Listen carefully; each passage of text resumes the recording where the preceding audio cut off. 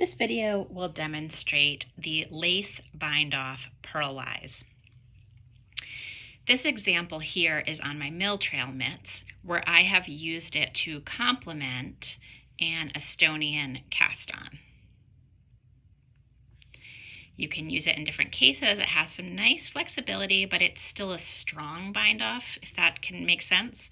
Those two things can both be true, and I like it also on top of this corrugated ribbing.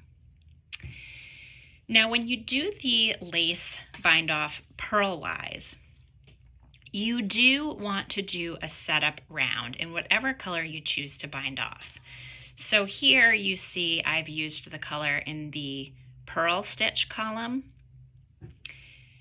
and that's also the case here that I've used the one in the purl stitch column. But whether I'm using the one that is in the knit stitch column or the purl stitch column, I need that setup row because the prior row has knit and purl stitches in two different colors. So if I simply did the Purlwise bind off, I would have two colored stitches. So if you want that, that's fine. But if you don't, if you want it to look like this, you need a setup row. And so what you see here is, for demonstration's sake, I've done it in the alternative color to my cast on. So here I did a cast on, an Estonian cast on that has that bumpy look, and I was able to go right into my corrugated ribbing because I used the dark color as my purl column and the lighter color as my knit column, and I didn't need a setup row. But to do the bind off, I do need a setup row if I'm using multiple colors and I want it to only come out in one color. So here for the lace bind off Purlwise, I am going to move my yarn to the front, and I'm working with magic loop here, but whatever you're working with, the same thing applies.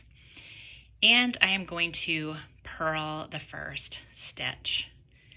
Take it off my needle so that I have one stitch on my right hand needle, and I will transfer it back purlwise to my left hand needle.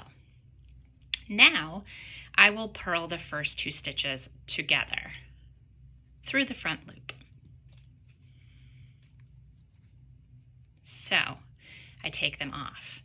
That is one stitch bound off, and I now continue that to the end, simply transferring the new stitch back to the left hand needle and purling the next two stitches together. Now, watch your tension.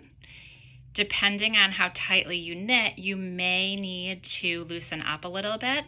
That could apply more to an English knitter. If you're knitting with the yarn in your right hand and you're throwing, you might be pulling it more tightly. So just be mindful of that. Transfer your stitch back and purl two together. And that's all you're going to do the whole way around or across if you're knitting flat until you get to the last stitch.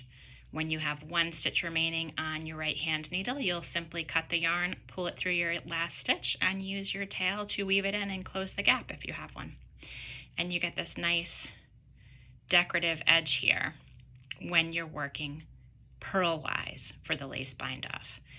I will separately demonstrate the lace bind off knitwise.